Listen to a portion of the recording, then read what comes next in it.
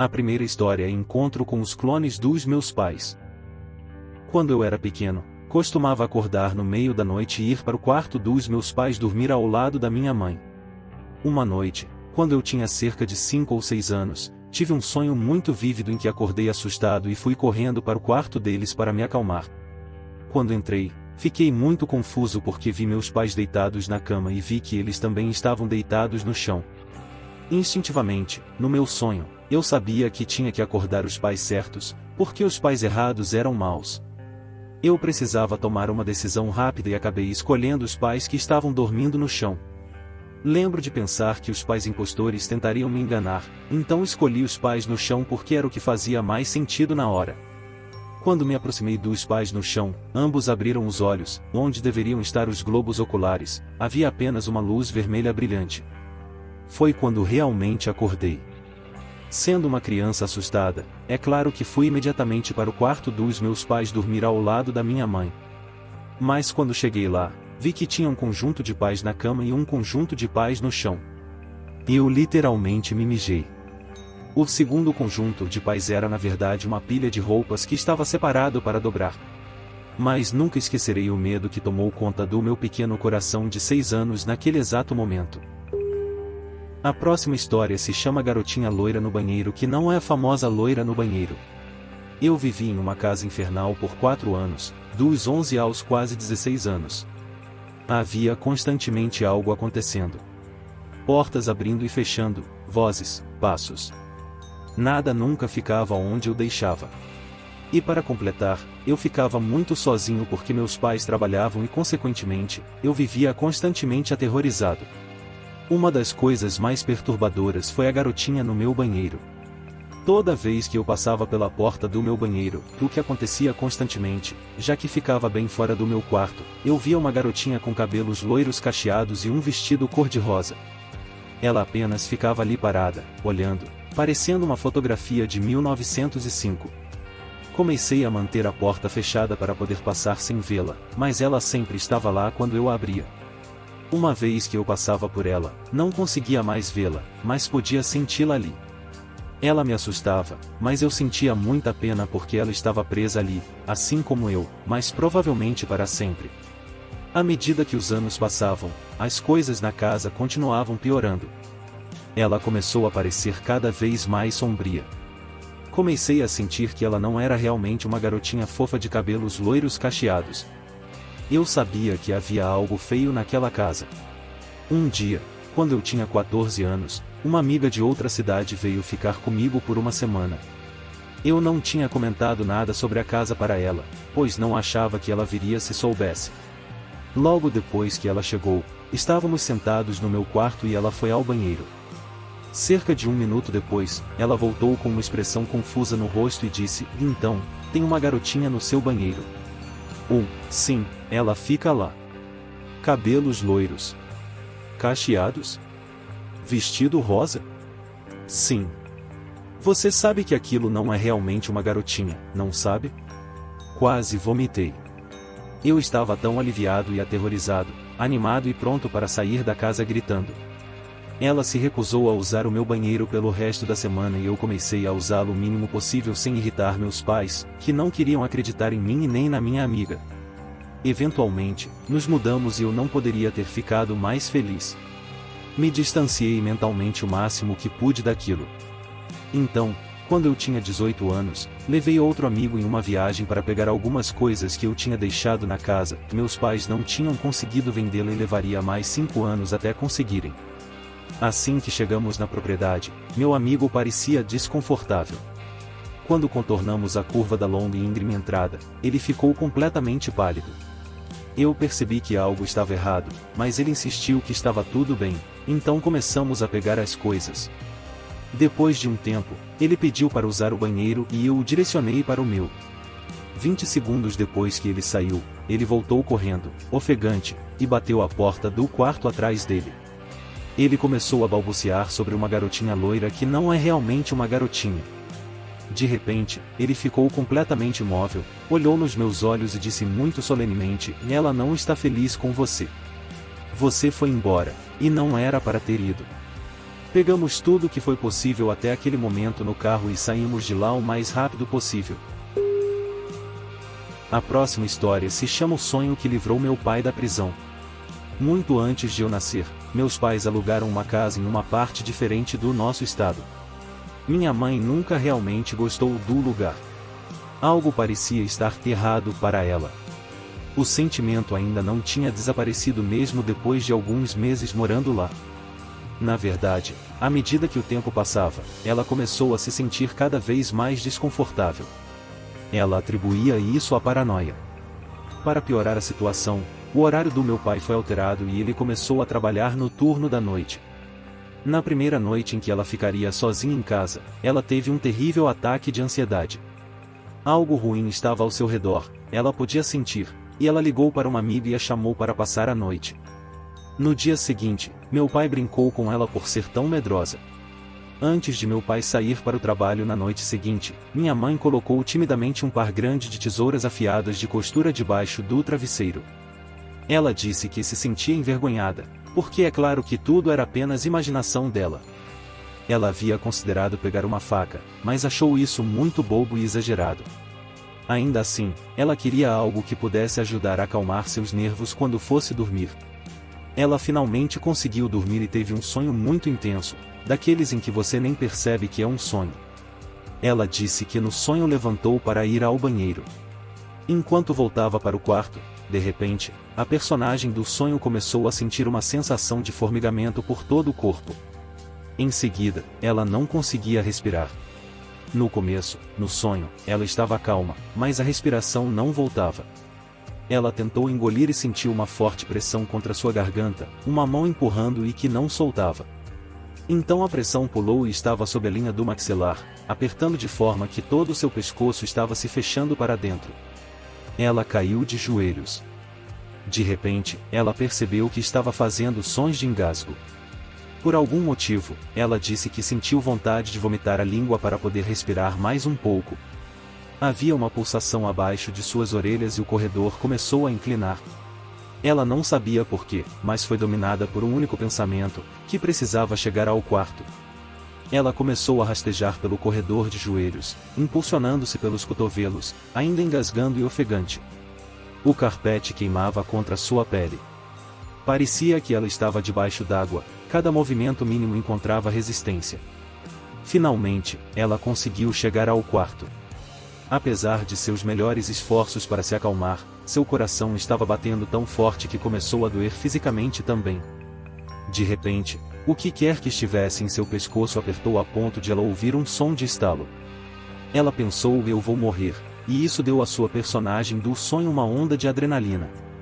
Ela esticou o braço para cima na cama e pegou debaixo do travesseiro, e foi quando ela acordou. O sol estava nascendo e havia luz fresca no quarto. Ela estava encharcada de suor e ficou deitada na cama por cerca de meia hora, chocada demais para se mexer. Quando finalmente se convenceu de levantar, balançou as pernas para fora do cobertor e sentiu uma sensação de ardência e dor. Ela olhou para baixo e viu as piores queimaduras de carpete que já tinha visto, camadas de pele descascada, pequenas manchas de sangue vermelho na pele rosada. Foi só depois de ela ter lentamente contornado a cama, ela foi em direção à porta e descobriu o que havia acontecido com as tesouras de costura. Elas estavam enfiadas a 3 polegadas de profundidade na parede mal feita. Minha mãe empacotou as malas e se mudou para a casa de sua irmã antes mesmo de meu pai chegar em casa. Ela se recusou a voltar para casa, não importava o quanto meu pai reclamasse do custo de rescindir o contrato de aluguel. Finalmente, meu pai desistiu e ligou para o proprietário, pronto para brigar. Ele ficou surpreso quando o proprietário cedeu e deu a eles uma saída que mal custou algo para meus pais. Acho que você finalmente descobriu, disse o proprietário. Descobriu, disse meu pai. Acontece que, cerca de 5 anos atrás, uma mulher foi encontrada morta na casa. O legista considerou um homicídio, dizendo que ela havia sido estrangulada. O namorado da mulher, que afirmou não estar por perto, foi preso e condenado. Eu sei que o namorado não fez isso, minha mãe concluiu. E é por isso que digo ao seu pai que salvei a vida dele, porque eu salvei a minha própria e o salvei de passar o resto da vida na prisão. A próxima história se chama Luzes do Adeus. Eu e meu pai sempre fomos muito conectados, desde que eu era uma criancinha. Meu maior medo na infância era viver em um mundo no qual meu pai não existisse, ou seja, tinha pânico do meu pai morrer. Os anos foram se passando e nosso relacionamento se manteve o mesmo, sempre muito conectados e presentes um na vida do outro. Até que, eu com meus 30 e poucos anos e ele com quase 70, fomos surpreendidos com a pior notícia que eu poderia receber: meu pai estava com câncer terminal. Neste momento meu maior pesadelo estava se tornando realidade. Eu sempre fui uma pessoa muito cética, daquelas que só acredita nas coisas se acontecer comigo. E também sou uma pessoa muito curiosa que sempre quis saber se existe vida após a morte. Então, como sempre tive um diálogo muito aberto com meu pai e ele sabia que eu queria uma prova da existência da vida após a morte, perguntei se ele poderia aparecer para mim depois que ele falecesse. É claro que ele topou e começamos a rir desse combinado. Nos últimos dias de vida do meu pai, ele disse que não queria voltar mais para o hospital, seu desejo era morrer em casa. Então montamos toda uma estrutura hospitalar em casa e médicos e enfermeiros passavam lá de 4 em 4 horas para medicá-lo contra a dor, que neste momento já era muito grande. Já sabendo que ele poderia morrer a qualquer momento, eu tinha combinado com minha mãe que quando acontecesse, ela ligasse primeiro para o meu marido e que ele me desse a notícia. Porque toda vez que minha mãe me ligava, inconscientemente eu achava que era para avisar que meu pai morreu e isso estava me causando uma ansiedade gigantesca. Pois bem, no dia que meu pai faleceu, eu passei parte da manhã com ele e depois fui trabalhar. Almocei no trabalho e quando estava escovando os dentes, minha mãe me ligou. Retornei a ligação logo em seguida e perguntei o que tinha acontecido. Minha mãe tentou despistar, mas eu sabia que alguma coisa estava acontecendo. Ela disse que tinha esquecido que não era para ligar para mim, mas disse que achava que meu pai estava morrendo e que se quisesse me despedir dele era para ir logo para casa. E foi o que eu fiz. Reparei que enquanto estava com minha mãe no telefone, a luz que estava em cima de mim começou a piscar. Até aí, tudo bem. Notei que as outras luzes estavam normais. Peguei minhas coisas e fui embora. Quando entrei no elevador, a luz também começou a piscar. Achei estranho, mas meu lado cético concluiu que era apenas mais uma coincidência. Quando cheguei na garagem, a luz que estava em cima do meu carro começou a piscar. Lá a garagem tinha uma luz em cima de cada vaga. Neste momento comecei a pensar que esses sinais poderiam ser do meu pai tentando se despedir de mim ou até mesmo que ele já teria falecido. Liguei o carro e comecei a sair da garagem, só que meu carro ficava no segundo andar. Quando comecei a fazer o trajeto até a porta da garagem, por onde meu carro passava, alguma luz piscava. E neste momento tive a certeza que ele estava tentando comunicar comigo, me avisar que sua hora de partir estava chegando. Comecei a respirar fundo e falar em voz alta que estava tudo bem, que eu precisava ficar calma porque precisava dirigir. Cheguei na casa dele e o médico já estava lá. Ele me informou que meu pai ainda estava vivo, mas não por muito tempo. Fui até o quarto e consegui me despedir dele. Agradeci por ele ter sido o melhor pai do mundo e disse que ele poderia ir em paz porque eu iria ficar bem. E foi neste momento que ele faleceu. Reparei que ele tinha parado de respirar e chamei o médico, que verificou o pulso dele e confirmou que ele tinha partido. Faz 5 anos que perdi meu pai e hoje estou bem. Lembro dessa história com muito carinho e tenho a certeza que ele tentou se comunicar comigo da maneira que foi possível. Agora toda vez que eu reparo uma luz piscando eu imagino que pode ser ele avisando que está presente na minha vida. Mas confesso que ainda estou esperando ele aparecer para mim. Minha mãe estava possuída? Fui criado como Batista do Sul. Não contávamos histórias de fantasmas ao redor da fogueira quando eu era criança, contávamos histórias de possessão e acreditávamos nelas porque os demônios são bíblicos. Lembro-me de ter debates acalorados com meus amigos sobre o embasamento bíblico para os demônios e como não acreditar neles significava não acreditar em algo que Deus disse. Mas ainda assim, eu duvidava. Parecia sobrenatural demais, até mesmo para um cristão. Minha mãe era alcoólatra, dependente de drogas e tinha muitos problemas de saúde mental para os quais nunca buscou ajuda. Eu morei com ela durante toda a minha infância e encontrava consolo na igreja. Ela tinha uma fé morna. Fazia muitos comentários como, eu e Deus temos um entendimento, em vez de agir remotamente como uma cristã. Ela não me impedia de seguir minhas crenças, então eu não a pressionava sobre as dela. Em um sábado, eu estava tirando uma soneca no meu quarto e tive um sonho. Sonhei que minha mãe entrava gritando comigo. O sonho era muito realista e eu pensei que fosse real até acordar na minha cama. Momentos depois, ela entrou no quarto gritando por absolutamente nada. Aparentava estar zangada e cheia de raiva. Tentei ficar quieto, mesmo estando confuso e sinceramente assustado com esse estranho sonho profético. Mais tarde, quando minha mãe estava mais calma, eu tentei abordá-la para uma conversa tranquila. Ela me olhou como se eu estivesse inventando tudo e disse que não se lembrava de ter gritado comigo. Algumas semanas depois, eu estava dentro de casa assistindo TV quando ouvi minha mãe gritando do quintal para que eu saísse. Quando eu pisei na varanda, ela estava perto da mata segurando uma enorme cobra. Ela segurava pela cauda, não pela cabeça como eu havia aprendido na aula de ciências, e me chamava para pegá-la. Minha mãe sempre teve medo de cobras, mas ela segurava a cobra como se estivesse orgulhosa. Eu corri de volta para dentro de casa e fiquei no meu quarto. No jantar, perguntei por que ela estava segurando a cobra e mais uma vez, ela disse que não se lembrava de nada e disse que eu tinha uma imaginação fértil. Eu tentei buscar explicações lógicas para estes acontecimentos e concluí que provavelmente ela estava tão bêbada ou drogada que não se lembrava dessas situações, mas o comportamento dela durante essas duas ocasiões era realmente diferente do seu estado alterado habitual. Sob efeito de drogas ou álcool, ela era boba e às vezes cruel, mas não era maldosa. Essas ocorrências eram estranhas e ela estava sendo mais cruel do que eu estava acostumado. No entanto, o mais estranho ainda estava por vir, e sinto um mal-estar no estômago só de lembrar disso. Eu deveria passar a noite em um retiro da igreja. Minha mãe me deixou lá às 20 horas e não era para me buscar até às 10 horas do dia seguinte. Ela estava sóbria e agindo normalmente quando saiu da igreja.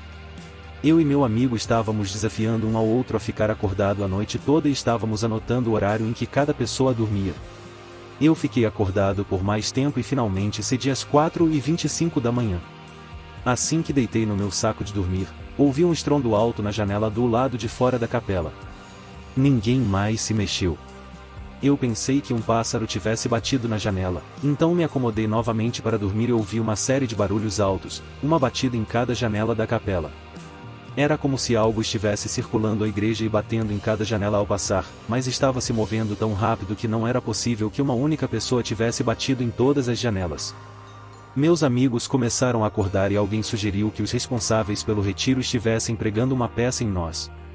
As saídas estavam trancadas por dentro e apenas o pastor tinha a chave. Ele supostamente estava dormindo em uma das salas da escola dominical, então uma das crianças foi verificar. Ela voltou com o pastor e os estrondos pararam assim que ele entrou na capela. Contamos a ele o que tinha acontecido e ele disse foi verificar o terreno lá fora. Ele destrancou a porta da frente e soltou um grito alto o suficiente para nos fazer gritar de terror. Minha mãe estava em pé na porta da frente, parecendo selvagem, suja e suada. Ela estava ofegante murmurando entre os dentes. O pastor perguntou se podia ajudá-la e ela simplesmente passou por ele e foi em minha direção.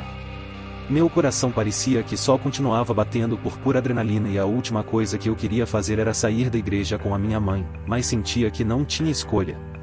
Ela não disse uma palavra, apenas peguei minhas coisas e caminhei em direção às portas. O pastor insistiu que eu não precisava sair e que estaria seguro na igreja naquela noite, mas eu o ignorei. Entrei no carro e ela me levou para casa em silêncio. Quando fui para a cama, ela ficou parada na porta do meu quarto, me encarando. Lembro-me de ver a luz da manhã surgindo antes de adormecer, ainda com ela na porta do meu quarto. Mais tarde naquela manhã ela parecia genuinamente chocada ao me ver sair do quarto para tomar o café da manhã. Ela disse que estava prestes a sair para me buscar no retiro e queria saber como cheguei em casa na noite anterior. Fiquei chocada porque mais uma vez, ela não se lembrava de nada. O comportamento da minha mãe poderia ser explicado por uma combinação de abuso de substâncias e doença mental, mas mesmo hoje, como um ateu adulto, eu me pergunto se algo mais sinistro estava acontecendo com ela. O próximo relato se chama E Mais Uma História Assustadora de uma Casa Mal Assombrada. Costumava rir dos programas de caça-fantasmas na TV e zombava abertamente das pessoas que acreditavam em fantasmas e meu marido era uma dessas pessoas. Eu achava que ele era apenas mais um fanático por esses assuntos. Mas então, quando eu estava grávida, coisas começaram a acontecer conosco, principalmente comigo. No início, as coisas aconteciam esporadicamente e eu conseguia encontrar explicações para tudo. Correntes de ar frio, portas abrindo sozinhas, luzes ligando ou desligando, sons de passos, odores estranhos do nada e aparições de figuras sombrias. Eu estava tão convencida de que fantasmas não eram reais que para cada evento eu tinha alguma explicação científica. Afinal, a casa que compramos foi construída em 1923, com uma fundação de pedra e resquícios da antiga fiação elétrica. Os pisos não eram nivelados, as paredes tinham rachaduras novas, então pensei que tinha que ter algum tipo de movimento e acomodação. Conforme as coisas estranhas começaram a aumentar, eu comecei a ficar sem explicações. Pegadas na neve e na lama levando até a nossa casa, mas não saindo de lá. Encontrei coisas dentro e ao redor da nossa casa que não tínhamos comprado ou colocado lá. A porta do quarto batendo sem que ninguém a tocasse e a porta da frente se abrindo de repente no meio da noite, mesmo estando trancada. Depois que meu bebê nasceu, as coisas se tornaram aterrorizantes. As coisas eram movidas pela casa, facas eram jogadas e ficavam presas em nossa porta. Cartas de tarô com significados assustadores eram encontradas do travesseiro do berço do meu bebê. Meu bebê começava a chorar durante o sono todas as noites, entre meia-noite e 1h da manhã, mas não acordava. Mantínhamos o bebê em nossa cama, entre nós, porque parecia mais seguro do que deixá-lo sozinho no berço. Ao acordar com os choros do meu bebê, eu caí em um sono pesado e irresistível, mas estava totalmente consciente, como se não estivesse dormindo. Meu marido passava por eventos físicos, tinha arranhões por todo o corpo e era puxado para fora da cama. Eu podia ouvi-lo e sentia a cama se mover com seus movimentos, mas, não importava o quanto eu tentasse, eu não conseguia abrir os olhos enquanto os eventos estranhos não acabavam. Resolvermos benzer a casa, contratamos investigadores paranormais, chamamos médios para fazer uma espécie de limpeza na casa, trouxemos pessoas para rezar. Ou seja, fizemos tudo o que estava ao nosso alcance para que esses eventos estranhos parassem. E deu certo, tudo parou muito rapidamente. Os investigadores nunca nos contaram o que ouviram nas gravações e para falar a verdade, nós nunca quisemos saber também. A próxima história se chama A Garotinha do Acampamento. Essa história de fantasma não é realmente minha, mas ela começa comigo. Há alguns anos, quando eu era mais jovem, costumava fazer alguns mochilões. Nada muito ambicioso, mas de vez em quando eu encontrava uma trilha que poderia ser percorrida em alguns dias, chamava uns amigos e partíamos. Em um fim de semana, minha amiga Kristen e eu fomos para o sudeste de Ohio para fazer uma trilha de 14 ou 15 milhas. Foi tudo ótimo, o trajeto era muito arborizado, não estava cheio de pessoas e a trilha foi moderadamente desafiadora. Ao longo do caminho, havia sinais de antigas habitações humanas. Encontrei uma cabana abandonada, uma pequena escola antiga e esse tipo de coisa. Fizemos a trilha em 2 dias, acampando mais ou menos na metade do percurso. No entanto, notei que na volta, a apenas algumas milhas da entrada da trilha, tinha um local lindo para acampar.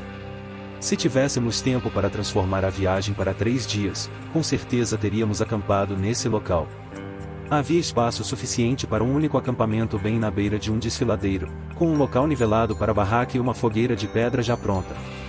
Quando cheguei em casa, contei para minha colega de quarto na época e para minha prima Shelley, sobre a trilha, incluindo o belo local de acampamento.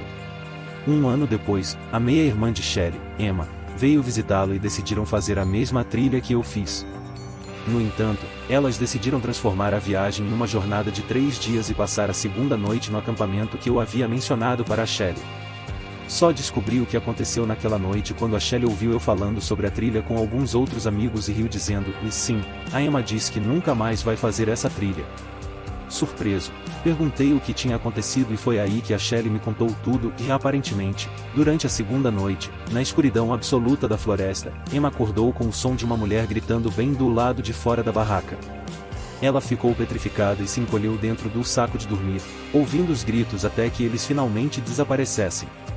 Ela então adormeceu novamente, até que ela acordou e abriu os olhos. Olhando pela luz matinal fraca e sombria na frente da barraca, ela viu uma menininha agachada ali, olhando para ela, sussurrando, "Não acorde. Não acorde." A menininha desapareceu e Emma puxou seu chapéu sobre a cabeça e se encolheu dentro do saco de dormir e ficou esperando que Shelley acordasse para que elas pudessem sair dali. A Shelley dormiu a noite inteira e disse que não escutou gritos e nem viu a garotinha. A próxima história se chama Nas Mãos da Minha Irmã.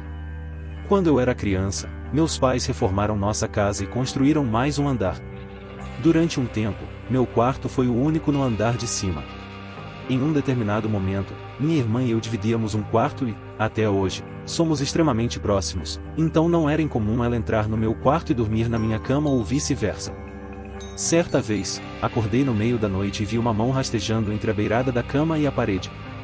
Imediatamente pensei que minha irmã tinha dormido na minha cama e caído. A mão agarrava a lateral da cama e se estendia como se estivesse tentando agarrar algo desesperadamente, em um pânico cego. Acreditando que minha irmã precisava de ajuda, olhei por cima da beirada da cama e não havia nada lá. Rapidamente desci as escadas e dormi no quarto da minha irmã naquela noite, onde ela estava dormindo tranquilamente, sem nenhum incidente. A próxima história se chama O Fantasma que Cuidava de Mim. Eu costumava trabalhar em uma loja em que todos diziam ser assombrada. Me disseram que era uma mulher ou uma drag queen, porque ouvia um som de saltos pela loja à noite. Eu não acreditava em nada disso e mesmo quando eu fechava a loja à noite e abria pela manhã, as camas para animais estavam todas alinhadas perfeitamente no chão ao longo do corredor e o alarme nunca tinha sido desligado ou disparado devido ao movimento. Também aconteceu de, certa manhã, eu ver uma barra de chocolate meio comida no chão, uma que não vendíamos. Eu ri disso, jurando que meus colegas de trabalho estavam apenas me pregando uma peça. Bem, uma noite, quando estava fechando a loja, já tinha percorrido toda a loja e estava com outro colega de trabalho. Ouvimos um barulho de metal raspando no chão e fomos ver se alguém havia entrado sorrateiramente enquanto estávamos fazendo a ronda. Era uma loja muito pequena, com no máximo 4 ou 5 corredores. Não encontramos nada e então trancamos a loja. Na noite seguinte, ouvimos os saltos de alguém descendo o corredor em direção à nossa sala dos fundos e eu me levantei para confrontar quem quer que fosse, mas não havia ninguém lá. Minha caixa estava absolutamente horrorizada querendo ficar comigo em vez de fazer suas tarefas sozinha na loja. Depois de um tempo saí desse emprego, mas percebi coisas estranhas começando a acontecer na minha casa. Meu colega de quarto me perguntava por que eu tinha mudado certas coisas de lugar e eu dizia a ele que nunca tinha feito isso. Em certo momento ouvimos um brinquedo de criança, que era do filho dele, embaixo do sofá tocando música. Movemos o sofá e quando fomos tirar as pilhas do brinquedo, não havia nenhuma. Também ouvíamos barulhos de salto ao redor do nosso apartamento durante a noite e o dia. Ele assumiu que era um fantasma e eu meio que acreditei. Depois desses acontecimentos eu me mudei dali para um novo lugar fora da cidade, com meu recém-casado marido, sem pensar no fantasma, até que coisas começaram a cair das mesas e prateleiras, e mais uma vez, eu podia ouvir barulhos de saltos em meu apartamento. O problema era que tínhamos carpete em todos os lugares. Agora voltei para minha cidade natal, em um apartamento agradável, mas esta manhã peguei meus sapatos se movendo na câmera da porta. Parecia que alguém os havia girado completamente. A posição deles juntos não tinha mudado, apenas o ângulo, e nós não tínhamos estado lá. O vídeo de movimento também não mostrava movimento real, apenas que meus sapatos não estavam mais no mesmo lugar. No último fim de semana, estávamos relaxando no sofá quando, de repente, algo na nossa despensa começou a bater. Pensamos que o gato poderia ter sido trancado lá por engano, mas o gato correu para a cozinha para ver o que era o barulho. Abrimos a despensa e vimos 2 latas de molho de carne quase vencidas que tinham caído no chão. Mas o estranho é que elas não estavam apenas na prateleira, elas estavam atrás de muitas outras latas que pareciam intocadas. Além disso, elas estavam na prateleira de baixo, então não deveriam ter feito tanto barulho ao cair. Não sei se neste ponto devo me livrar do fantasma porque percebi que as latas estavam prestes a vencer, então pensei que talvez ele estivesse tentando me dizer isso. Além disso, percebi que meus sapatos tinham um cheiro ruim, o qual eu não teria percebido se eles não tivessem sido movidos, já que não uso esse par com frequência. O fantasma está sendo agressivamente amigável e eu não quero ser rude. Quem sabe algum dia ele pode me alertar sobre algo mais grave. A assombração inesperada. Vou contar uma história que aconteceu com minha bisavó e outros familiares há muito tempo atrás, na extinta Iugoslávia. Era pleno inverno e minha família havia se reunido para o funeral de uma das moradoras da aldeia. Eles realizaram um belo serviço e à noite todos se recolheram à casa onde estavam hospedados na aldeia para dormir. Vocês precisam entender que essas são pequenas aldeias rurais do leste europeu, com apenas cerca de 30 moradores até os dias de hoje. Estava nevando intensamente e o vento uivava enquanto todos bebiam e compartilhavam lembranças da falecida. De repente, alguém perto da janela ouviu batidas fortes e foi investigar. Ao olhar para fora, o azarado se deparou com a aparição da mulher falecida que eles haviam enterrado mais cedo naquele dia. Ela estava batendo nas janelas e na porta. Todos dentro da casa ficaram aterrorizados e permaneceram reunidos lá dentro até que os barulhos parassem. Na manhã seguinte alguém saiu para dar uma olhada ao redor. O corpo da mulher morta estava deitado na neve sob a janela, congelado. Ela havia sido enterrada viva, acidentalmente. Ela conseguiu sair do túmulo e voltou para casa apenas para morrer congelada, suplicando para entrar porque todos achavam que ela era um fantasma. Minha bisavó estava presente e jurou que isso era verdade até o dia de sua morte. Não é uma história de fantasma, mas é terrivelmente assustadora. A próxima história se chama Em Rastros Noturnos. Vou começar isso com o fato de que movimentos sobrenaturais me deixam apavorado. Muito. Meu marido e eu estávamos deitados na cama uma noite quando ouvimos um barulho. Nada muito louco, apenas um pequeno ruído. Discutimos sobre quem deveria verificar o que era, decidimos que não era nada e tentamos voltar a dormir. Ouvimos o barulho novamente enquanto estávamos discutindo em sussurros porque o quarto da minha filha tinha uma porta conectada. Ouvimos o barulho novamente perto dos pés da nossa cama. Liguei o meu celular para usar como luz e vi minha filha no chão. Ela estava de quatro e virou o rosto na direção da luz em um ângulo extremamente perturbador e, então, se arrastou de quatro de volta para o quarto dela e para a cama. Meu marido e eu estávamos absolutamente horrorizados, amedrontados e quase mijando nas calças. A explicação para isso é que ela estava sonâmbula, rastejando pela casa e não lembrava de nada. Ela fez coisas assustadoras enquanto dormia por anos e geralmente era quando estávamos assistindo filmes de terror ou deitados na cama no escuro. Crianças são terríveis. A próxima história se chama 911, um pedido de socorro. Isso aconteceu quando eu tinha cerca de 10 anos e o contexto da minha vida naquela época era: minha mãe estava recém-divorciada, com um emprego de meio período que não pagava muito, logo foi muito difícil encontrar um lugar para morar que fosse acessível e estivesse disponível imediatamente. Uma amiga dela disse que tinha um pequeno trailer que estava vazio no momento e que nós poderíamos alugá-lo praticamente de graça até encontrarmos algo diferente.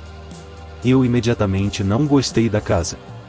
Parte disso, tenho certeza, se devia ao divórcio repentino dos meus pais e à minha vida ter sido virada de cabeça para baixo. Nós morávamos em uma cidade nas montanhas e esse trailer ficava no alto de uma longa e íngreme estrada de acesso. Belas árvores de pinheiro a cercavam, mas a própria casa parecia abandonada e deslocada. Ela tinha 2 quartos e 2 banheiros, então meu irmão e eu dividíamos um quarto e minha mãe ficava com o quarto que tinha o banheiro anexo. Era uma casa muito anos 70 e havia áreas com danos estranhos, como buracos na parede mal tapados. Por alguma razão, eu imediatamente me recusei a usar o banheiro do corredor. Eu nem sequer entrava nele. Minha mãe nunca me perguntou o motivo e sempre me deixou usar o banheiro dela sem questionar. De qualquer forma, minha mãe ficava fora muitas vezes tentando encontrar um emprego melhor, então eu ficava muito sozinha depois da escola e nos fins de semana. Minha mãe sempre nos dizia para não abrir a porta, mas que deveríamos sempre atender o telefone porque poderia ser ela ligando. Quando o telefone tocou em uma tarde, eu imaginei que seria minha mãe, já que ninguém mais tinha nosso número ainda. Era uma mulher do outro lado da linha que parecia muito preocupada. Alô, aqui é o 911, retornando sua ligação. Recebemos sua chamada, mas fomos desconectados, disse a mulher. Eu imediatamente senti um mau pressentimento. Eu disse a ela que eu não tinha ligado para o 911 e ela me perguntou se havia alguém mais na casa que poderia ter ligado. Eu disse que estava sozinha, mas comecei a ficar realmente preocupada se não estivesse sozinha. Ela disse que enviaria a polícia para nosso endereço apenas para garantir que estava tudo bem. Nesse momento eu estava aterrorizada de ficar dentro de casa, então sentei do lado de fora e esperei ansiosamente pela polícia que chegou cerca de 15 a 20 minutos depois. O policial me perguntou se eu havia ligado para o 911, e eu disse que não, mas eles afirmaram que eu havia ligado para eles. O policial apenas deu de ombros e disse: esse tipo de coisa acontece às vezes. Eles dizem que não é possível, que os números não podem se misturar, mas acontece. Ele deu uma olhada rápida ao redor do lado de fora da casa e foi embora. Eu tentei me convencer de que o policial estava certo, que foi apenas um engano na ligação. Cerca de um mês depois, a mesma coisa aconteceu. Recebi outra ligação do 911, dizendo que haviam recebido uma chamada do meu número. Eu disse novamente que tinha sido um engano. A mulher do outro lado da linha me repreendeu dizendo que o 911 não é algo para brincar e que eu estava impedindo as pessoas de receberem ajuda. Ela não enviou a polícia dessa vez e fiquei realmente preocupada que alguém estivesse dentro da casa, então verifiquei cautelosamente e me certifiquei de que todas as portas ainda estavam trancadas. Eu não sei o motivo, mas eu sempre mantinha a porta do banheiro do corredor fechada. Talvez por causa da sensação sinistra que eu sentia vindo dele. Enquanto eu verificava a casa, eu simplesmente sabia que havia alguém naquele banheiro. Eu estava aterrorizada. Parte de mim sentia que precisava abrir a porta para verificar, talvez para provar a mim mesma que estava errada, mas estava com muito medo. Então eu apenas sentei na sala de estar e fiquei observando aquela porta. A casa estava tão quieta que, depois de alguns minutos, jurei que comecei a ouvir sons suaves vindo de dentro, como um tipo de arrastar. Quando minha mãe chegou em casa, pedi para ela verificar o banheiro. Ela olhou tudo e me fez ir até lá para mostrar que estava vazio e falou que eu estava deixando minha imaginação me dominar. As chamadas do 911 aconteceram mais 3 vezes nos meses seguintes e somente quando eu estava sozinha em casa. Na quarta vez, a atendente disse que eu poderia enfrentar acusações criminais pelo que eu estava fazendo e disse que entrariam em contato com meus pais. Eu desliguei o telefone chorando e aterrorizada. Eu tinha aquela sensação de que alguém estava dentro da casa novamente, mas se eu ligasse para o 911, eles provavelmente nem apareceriam. Era como se alguém estivesse fazendo uma brincadeira horrível e distorcida comigo. Eu sentei e observei a porta do banheiro novamente, ouvindo barulhos como se alguém estivesse arrastando os dedos pela porta. Decidi que minha mãe estava certa e que eu provavelmente estava deixando minha imaginação me levar. Decidi tentar deixar a porta do banheiro aberta para não ficar tão apavorada com a ideia de que alguém estivesse lá dentro. Então, recebi a quinta chamada do 911. Dessa vez, depois que desliguei o telefone com a atendente, a porta do banheiro bateu com força. Eu corri. Corri o caminho todo até a saída íngreme do nosso terreno e encontrei um lugar para esperar até que minha mãe chegasse. Quando ela chegou, ela estava brava comigo por ter saído de casa, mas viu quão abalado eu estava. Acho que talvez ela tenha pensado que eu estava agindo devido ao estresse do divórcio. No entanto, recusei-me a ficar sozinha naquela casa novamente, então combinamos que eu ficaria mais tempo na escola ou iria para a casa de um amigo próximo até ela sair do trabalho. Não muito tempo depois, recebemos um aviso da amiga da minha mãe de que precisávamos sair da casa porque a mãe dela precisava de um lugar para ficar. Eu estava tão grata por sair. Eu disse à minha mãe que ela precisava dizer à amiga dela que havia algo errado com a casa, mas minha mãe achou que isso era uma maneira ridícula de retribuir a generosidade de alguém. Eu mudei de lugar muitas vezes nos anos seguintes e tentei esquecer aquela casa. Foi só quando fiquei mais velha que realmente pensei sobre isso. Testemunhei um acidente e precisei ligar para o 911, e o medo e a paranoia instantaneamente voltaram com tudo. Decidi fazer algumas pesquisas, o que, sinceramente, eu gostaria de nunca ter feito. Descobri que poucos anos antes de nos mudarmos para lá, uma mulher foi assassinada naquela casa durante uma espécie de desentendimento doméstico. Demorou dias até que ela fosse encontrada, trancada dentro do banheiro. Aquele mesmo que não conseguia entrar. A próxima história se chama E Meu Amigo Fantasma. Pouco antes de eu completar 21 anos, me mudei para uma nova cidade, pedi transferência para outra faculdade e consegui um apartamento só para mim. Escolhi um lugar no 3º andar de uma antiga mansão vitoriana. Era um modesto estúdio com armários de metal branco dos anos 50 e tinha uma escada de incêndio enferrujada que, por sinal, sempre me causava uma sensação ruim. Era de metal e para acessá-la não era através de uma janela, era através de uma porta de vidro em tamanho normal. Eu era jovem e morava em uma parte não tão boa da cidade, por isso não conseguia me livrar da ideia de alguém subindo pela escada de incêndio e abrindo a porta. Além da ameaça de um criminoso na vida real, eu sabia que tinha um fantasma na casa, especialmente no meu apartamento. Não era um espírito hostil, mas ainda assim, algo estava lá, uma presença que sabia que eu estava vivendo em seu espaço. Os mesmos clichês assustadores típicos de fantasmas aconteciam em momentos aleatórios quando eu morava lá. Os armários estavam abertos quando eu acordava de manhã, minhas chaves ou outros objetos sumindo ou às vezes sendo colocados em outro lugar. Lembro-me de uma vez procurar freneticamente pelas chaves do meu carro por uns 15 minutos, correndo da cozinha para o banheiro até a minha cômoda, quando de repente as notei bem no centro da minha mesa de jantar, um lugar que eu já tinha olhado várias vezes. Durante esses momentos, eu costumava dizer, em voz alta, "Vamos lá, Agatha." Eu não sei porquê, mas dei o nome de Agatha ao fantasma. Agatha se tornou uma piada para mim, meus amigos e minha família também. "Droga, Agatha", eu dizia quando chegava em casa depois de um longo dia de faculdade e trabalho e o rádio estava tocando no volume máximo, sabendo que eu tinha desligado de manhã. Eu e minhas amigas entrávamos no apartamento bêbadas e antes de dormir desejávamos bons sonhos para Agatha também. Era tudo bem bobo e pitoresco.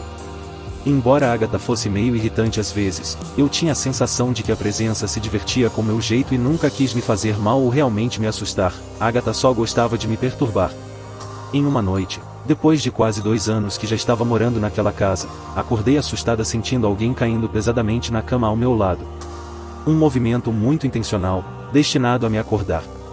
Eu me levantei confusa e então 2 coisas aconteceram ao mesmo tempo. A luz da minha sala de estar acendeu de repente, um daqueles armários de cozinha de metal abriu e fechou 3 vezes seguidas. Eu mal conseguia pensar, que porra, Agatha, quando ouvi outro som, que até hoje me aterroriza.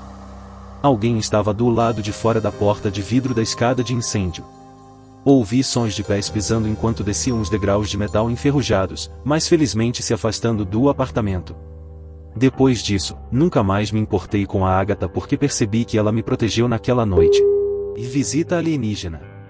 Sempre fui uma pessoa que nunca duvidou de nada, mas percebi que esse discurso servia apenas para coisas bizarras que aconteciam com os outros. Quando algo muito sobrenatural acontecia comigo, eu ficava desconfiada e cética da origem do fenômeno. Mas isso mudou no dia em que esse relato aconteceu. Eu sempre sonhei muito e desenvolvi a habilidade de diferenciar sonhos comuns daqueles que contêm alguma mensagem espiritual. Uma noite sonhei que eu estava em uma sala de um antigo apartamento onde eu e meus pais morávamos quando eu era pequena. A TV estava ligada e meu padrinho estava de frente para ela com as mãos estendidas. Quando me aproximei da janela vi uma nave extraterrestre imensa, com muitas luzes e muito próxima de nós, tão próxima que não conseguia ver toda a extensão dela. Quando olhei para o lado, meu padrinho estava concentrado, mudando os canais da TV apenas com a mente, tentando sintonizar no canal que faria contato com os alienígenas que estavam ali na nave. Apesar de bem apocalíptico, o sonho transmitia uma sensação de paz, calmaria e família. 2 dias depois desse sonho fui lavar minha janela que estava bem suja, pois minha casa é tipo uma chácara e tem bastante poeira. Comecei jogando água em todas as partes e quando ia começar a esfregar, percebi que minha janela estava cheia de símbolos perfeitamente desenhados na sujeira. Fiquei confusa e perguntei à minha mãe se ela tinha algo a ver com aquilo. Ela disse que não e ficamos sem compreender como aqueles desenhos poderiam ter sido feitos. Eram simétricos, redondos como uma mandala, mas tinham uns 3 tipos de desenhos diferentes. Continuei lavando a janela e apaguei todos aqueles desenhos. Um tempo depois, eu e minha mãe estávamos indo ao supermercado e assim que chegamos na garagem, reparamos que no carro da minha mãe haviam vários desenhos feitos na poeira que estava na lataria, com um padrão muito parecido aos que apareceram na minha janela. Estavam no capô, nas portas, no teto e nos vidros. Nunca entendemos como isso poderia ser feito, como um desenho na poeira e na sujeira poderia ser feito com tanta precisão. Tiramos algumas fotos para registrar. E não sei qual o motivo, mas quando vi os símbolos nas 2 ocasiões, logo me veio aquele sonho na cabeça. Será que existe alguma ligação? Será que é uma mensagem? Bom, se for, ainda não tenho resposta e se tiver algum dia volto para compartilhar com vocês. A próxima história é O Aviso da Morte. Em uma noite comum, eu estava na sala da minha casa assistindo TV com a minha mãe. De repente, Comecei a ouvir o barulho de um carro na rua, mas não era um barulho normal. Era absurdamente alto, estridente, como se tivessem pegado o som de um carro ligado e colocado em grandes caixas de som. Sentia meu tímpano doer. Eu cheguei na janela da sala para tentar entender o que estava acontecendo e de onde vinha o barulho. Parecia que vinha da rua, quase na porta da minha casa. Perguntei à minha mãe se ela estava ouvindo o barulho alto e ela disse que sim, mas não ouvia tão alto assim, que parecia só um carro parado. Entendi que o incômodo e o volume do barulho eram diferentes para mim e para ela. Em determinado momento, o barulho diminuiu e ouvi mais um barulho estranho que parecia uma pá sendo arrastada no asfalto, e novamente parecia ser bem na porta da minha casa. Curiosa, resolvi ir até a rua e ver o que estava acontecendo. Ao me aproximar do portão, o barulho do carro e da pá sumiram. Ao abrir e olhar na rua, não havia nada, nem ninguém, estava absolutamente vazio. Um tempo depois, encontrei uma amiga e comentei desse ocorrido e ela só me disse uma frase, e acho que isso foi um aviso de morte. Fiquei com aquilo na cabeça alguns dias, mas depois deixei pra lá. Quase um mês depois, eu estava em casa após o trabalho vendo jornal com minha mãe e meu namorado me mandou uma notícia de um jornal online, informando a morte de um publicitário dono de uma agência que trabalhei. Eu tinha muito contato com ele na época em que trabalhei lá e um tempo depois também, pois fazia alguns freelas para ele. Saber de sua morte foi um choque muito forte, já que eu gostava muito dele, e na mesma hora em que vi a foto e nome dele no jornal, lembrei do ocorrido e do barulho alto do carro ligado na rua de casa e da pá sendo arrastada no asfalto. Pois bem, aí é que mora a coincidência, pois ele morreu em uma rodovia, um caminhão perdeu o freio e arrastou vários carros pelo caminho, inclusive o dele. Foi morto arrastado pelo asfalto em um carro, assim como eu ouvi, um barulho alto de um carro e uma pá arrastando pelo chão. A próxima história é o ouro amaldiçoado. A família da minha mãe é de Pará de Minas e eu nasci lá, mas essa história é sobre minha mãe, seu ex-namorado e meu tio, que também é meu padrinho. Quando ela era mais nova, ela namorava um homem que tinha descendência cigana, a família dele tinha várias terras. Um belo dia chegou na mão desse homem uma carta de um parente falecido há um tempo, e era uma carta estilo aquele filme A Lenda do Tesouro Perdido, com vários enigmas e charadas. A família dele acreditava que aquele enigma levaria ele até um local onde estaria escondido muito ouro. Como meu padrinho é médium, escuta, vê e incorpora, ele pediu ajuda para ele e para minha mãe. Por meses ficaram decifrando os enigmas até que decidiram partir para a prática. Com ferramentas no carro, foram até uma das terras da família no local onde eles achavam que o enigma se referia. Começaram a andar pela mata fechada, tinham que abrir o mato para passar, quebrar galhos, escalar alguns barrancos e várias outras dificuldades. Em certo ponto, havia uma vala muito alta e larga, para atravessar tiveram que usar bambu, como se fosse uma catapulta. Após andarem muito, chegaram numa espécie de gruta e o local era bem parecido com o que a carta descrevia. Só que a entrada dessa gruta estava fechada com galhos cruzados, pedras, e era evidente que aquilo tinha sido fechado por mãos humanas, não era obra da natureza. Eles começaram a arrancar os galhos, a cavar o barro seco, a arrancar as pedras. Quando eles estavam quase acabando de liberar a entrada, eles começaram a ver 3 caldeirões gigantescos com várias pedras de ouro dentro. Quando eles conseguiram ver isso, aí que eles arrumaram um desespero maior ainda para chegar lá dentro. Porém, minha mãe parou do nada e começou a prestar atenção em algo. Ela começou a ouvir muitas pessoas juntas conversando, igual quando entramos em uma praça de alimentação no shopping. Era uma gritaria, barulho de cavalo correndo e relinchando, uma falação e parecia que as vozes estavam longe, mas estavam correndo e se aproximando. Parecia que eles estavam com muita raiva. Ela estava sem entender nada, até porque ela não estava vendo ninguém correndo no meio da mata fechada, então ela chamou pelo meu padrinho. Renato, você está ouvindo isso? Aí ele parou e prestou atenção. Olhou em volta, arregalou os olhos e gritou, corre, corre porque eles estão vindo e querem bater na gente. Minha mãe, por estar ouvindo aquele tanto de gente chegando perto, acreditou de prontidão e começou a chamar o namorado dela para ir embora. Mas ele, de olho no ouro, se recusou. Até que ela disse, problema seu, tô indo. Ela e meu padrinho saíram correndo enquanto aquele barulho só aumentava e chegava cada vez mais perto. Quando olharam para trás, o namorado da minha mãe tinha largado tudo e estava correndo também. A vala, que antes tiveram que pular com bambu, eles pularam no impulso mesmo. Correram como se não houvesse amanhã. Quando estavam em casa, meu padrinho explicou que provavelmente aqueles espíritos é que esconderam o ouro e estavam ali tomando conta dele. Seja o dono do ouro mesmo ou seus escravos. Minha mãe e meu padrinho prometeram nunca mais voltar no lugar, principalmente porque no dia seguinte, quando eles acordaram, eles estavam todos com hematomas inexplicáveis. Eles não conseguiram nem levantar da cama, como se tivessem apanhado a noite inteira. Não sei se o ex da minha mãe conseguiu pegar esse ouro, mas fico me perguntando, o que aconteceria com quem conseguisse concretizar aquele plano que deu errado? O que aconteceria com quem pegasse de fato esse ouro, perdidos na noite? Naquela noite, enquanto eu e minha irmã explorávamos uma área montanhosa desconhecida, a escuridão se aproximava rapidamente. Por mais de 20 anos, fizemos hiking juntos e confiávamos em nossa experiência para lidar com qualquer desafio. No entanto, nosso atraso inicial havia nos colocado em uma situação desconfortável. Decidimos desviar da trilha principal e seguir por um caminho aparentemente abandonado, coberto por uma vegetação densa. Embora parecesse não ser percorrido há anos, não nos importamos, sempre fomos aventureiros. Ao adentrar alguns quilômetros, nos deparamos com um conjunto de pedras que, à primeira vista, lembravam túmulos. Embora suspeitássemos que fossem apenas formações aleatórias, decidimos ser respeitosos e deixamos uma pequena flor em cima de um deles. O sol começou a se pôr rapidamente, e percebemos que estávamos despreparados para enfrentar a escuridão. Sem lanternas e sem a iluminação dos celulares, nos vimos em uma situação complicada.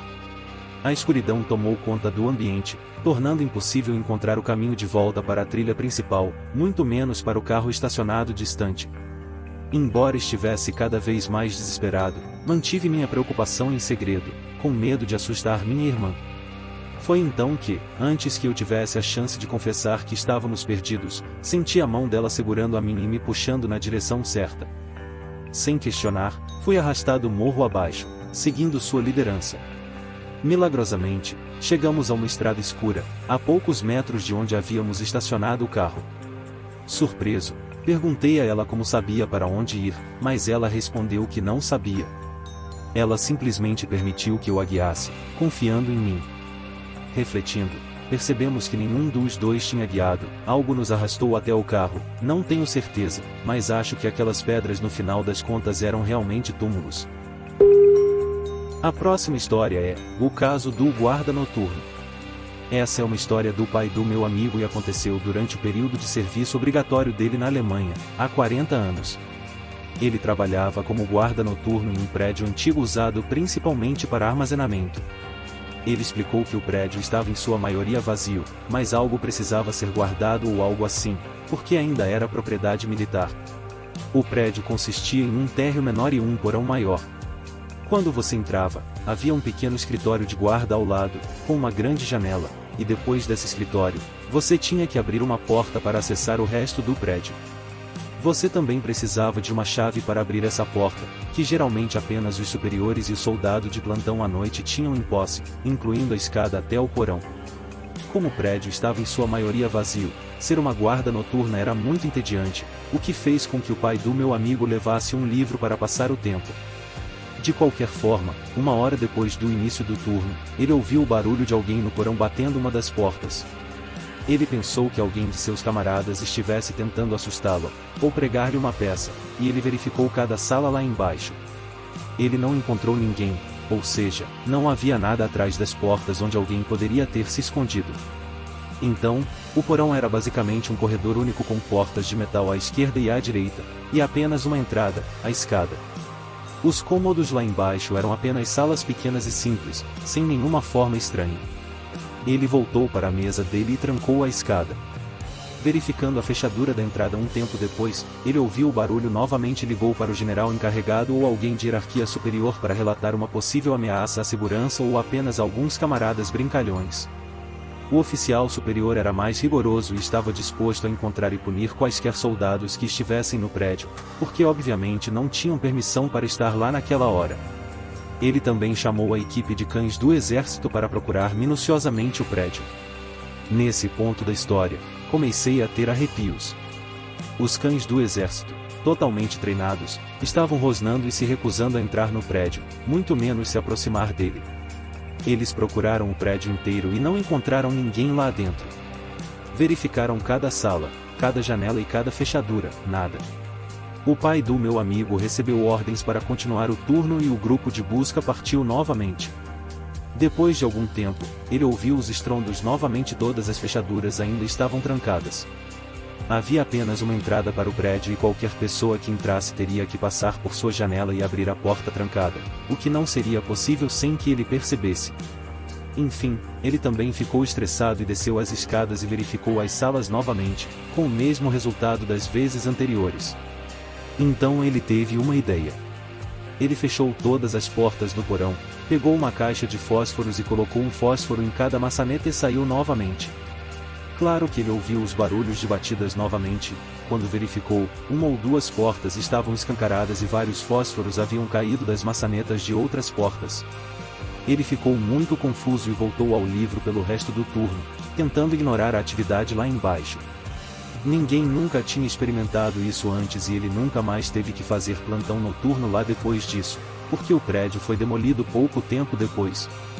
Ele nunca acreditou em fantasmas e atividades paranormais, mas essa noite realmente mudou sua opinião sobre o assunto. A próxima história é E Minha Irmã Fantasma.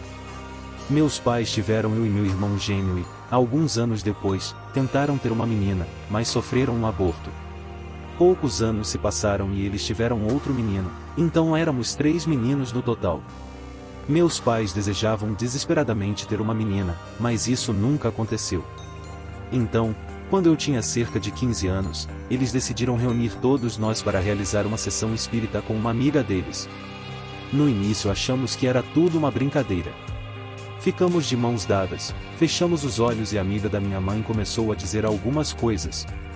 Meu pai começou a balançar para frente e para trás e começou a cantarolar algo e, resumindo a história, acabamos falando com minha irmã através dele. Nada aterrorizante. Mas alguns meses depois, eu, meus irmãos e meus primos decidimos ir brincar fora de casa à meia-noite. Meu irmão mais novo estava pendurado de cabeça para baixo nas barras paralelas, e de repente, ele congelou e chamou por nós. Fomos até ele e ele desceu das barras, ainda olhando fixamente do outro lado das barras, e perguntou se nós víamos ela. Eu, meu irmão gêmeo e nossos primos, dissemos que não. Ele então disse com a voz trêmula: "Vamos para casa agora." E assim fizemos.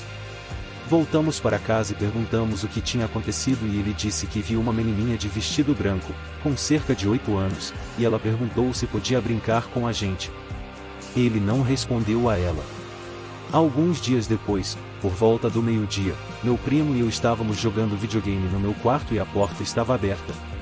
Ouvimos um pedido de ajuda em voz de uma menininha, então naturalmente meu primo e eu pensamos que era meu irmão mais novo. Fomos até ao quarto dele. Mas, para nossa surpresa, ele não estava em casa. Só estávamos nós dois, então pensamos que era alguém do lado de fora. Voltamos a jogar videogame.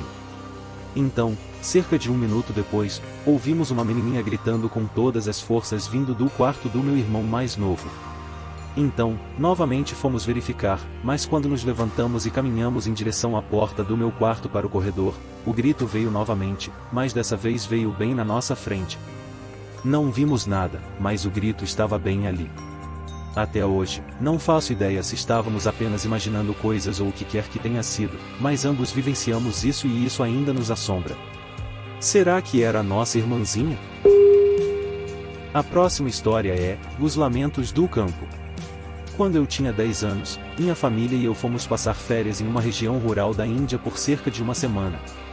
Éramos um grupo de aproximadamente 12 pessoas. O lugar para onde fomos era um centro de retiro cercado por vastas terras agrícolas. O vizinho mais próximo ficava a cerca de meia hora de distância. Era um lugar muito remoto. Chegamos lá, nos instalamos e nas 2 primeiras noites tudo parecia ótimo. Na terceira noite, um senhor mais velho se juntou a nós para jantar na área comum de refeições. Ele era agradável, educado e não falava muito, apenas ouvia e ocasionalmente acrescentava algo à conversa no final do jantar. Ele perguntou: "Como vocês dormiram nas 2 primeiras noites?" E nós respondemos, bem. Ele respondeu com uma risada diabólica e minha mãe ficou um pouco assustada. Ela confirmou que ele era um dos funcionários que estava lá há quase 20 anos. Não me lembro de ter adormecido naquela noite, mas me lembro de acordar por volta das 2h37 da manhã. Eu podia ouvir o som de sinos tilintando ritmicamente. Achei aquilo tão estranho. Levantei-me do tapete onde estava dormindo e fui até a janela para ver se conseguia identificar de onde vinha o som. Estava completamente escuro, apenas terras agrícolas, sem animais, sem pessoas, nada. Mas o som estava lá e vinha de algum lugar no campo. Enquanto eu estava ali, tentando olhar melhor, comecei a ouvir lamentos, o que me fez correr de volta para o meu tapete e me cobrir com o lençol fino que me deram por horas. Fiquei lá deitado, aterrorizado mais uma vez. Não me lembro de ter adormecido, mas quando acordei de manhã, os adultos reclamaram que alguém havia arrancado os lençóis deles durante a noite, e alguns começaram a me culpar e as outras crianças. Nas noites seguintes, o som ficou cada vez mais alto, o que também acordou alguns adultos. No dia antes de sairmos da área do retiro, encontramos o funcionário que perguntou sobre nosso sono. Na terceira noite, contamos a ele que estávamos ouvindo o som de sinos tilintando e, às vezes, lamentos no meio da noite. Ele disse que o Chum-Chum tinha se manifestado para nós. Ele explicou que, quando começou a trabalhar na área do retiro, há 20 anos, 2 jovens foram estupradas e brutalmente assassinadas naqueles campos. A parte mais triste da história delas foi que seus pais, que eram os donos do centro de retiro, que era uma fazenda, foram os que encontraram os corpos das 2 filhas em completo delírio. Os pais decidiram que não poderiam continuar e se banharam com querosene e se incendiaram. Os homens que mataram suas filhas nunca foram encontrados e a fazenda ficou vazia por muitos anos antes de ser transformada em um centro de retiro. O motivo pelo qual ela ficou vazia era porque, não importava o quanto os fazendeiros tentassem cultivar colheitas naquelas terras, nada cresceria ali. E para piorar as coisas, os lamentos eram ouvidos constantemente, mesmo a quilômetros de distância. Registros públicos revelaram que as 2 meninas que foram assassinadas eram dançarinas. Elas costumavam prender sinos, ou o que era chamado de chum-chuns na cultura indiana, aos trajes tradicionais indianos, para que os sinos fizessem um som rítmico quando estivessem em movimento. Não posso dizer se a família em questão realmente morreu da forma como foi descrito, mas posso afirmar com certeza que ouvi os lamentos naquela noite. Os sinos eram um lembrete doce, mas amargo, de que alguém estava tentando chamar nossa atenção e talvez nos contar algo.